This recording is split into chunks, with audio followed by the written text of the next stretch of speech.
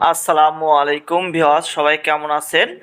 আজ আপনাদের সামনে হাজির হয়েছি স্কয়ার ফার্মা লিমিটেডের একটি ঔষধ কার্বা 75 ট্যাবলেটের রিভিউ নিয়ে। ঔষধটি কী কী রোগের কাজ করে, খাওয়ার সঠিক নিয়ম কী, পার্শ্ব প্রতিক্রিয়া কী কী, গর্ভাবস্থায় খাওয়া যাবে কিনা, বাজার দর কত, ওষুধটি বাজারে দেখতে কেমন, এ নিয়ে আজ বিস্তারিত আলোচনা করব। অবশ্যই ফুল ভিডিওটি দেখবেন, তাহলে অনেক কিছু জানতে ও শিখতে পারবেন। চলুন শুরু করি। কার্বা 75-এর জেনেটিক নেম অ্যাসপ্রিন 75।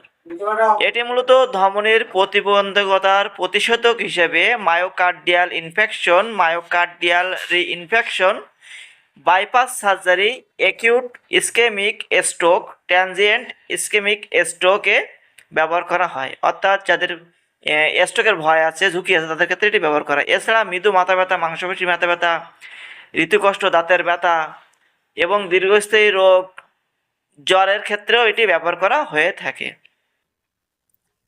দৈনিক 150 মিলিগ্রাম রোগ নির্ণয়ের সময় এবং এরপরে প্রতিদিন 75 মিলিগ্রাম করে সেবন করা যাবে। পার্শ্ব প্রতিক্রিয়ার ভেতরে আছে হাঁপানি, ইউরেট, কিডনি স্টোন, দীর্ঘমেয়াদী পরিপাকতন্ত্রের রক্তক্ষরণ, টিটিনাস, বমি ভাব, বমি হওয়া। সাধারণত এমন পার্শ্ব প্রতিক্রিয়া খুবই কম রোগীর ক্ষেত্রে হয়ে থাকে। যদি আপনার ক্ষেত্রে হয়ে থাকে, আপনার ডক্টরের সাথে যোগাযোগ করবেন।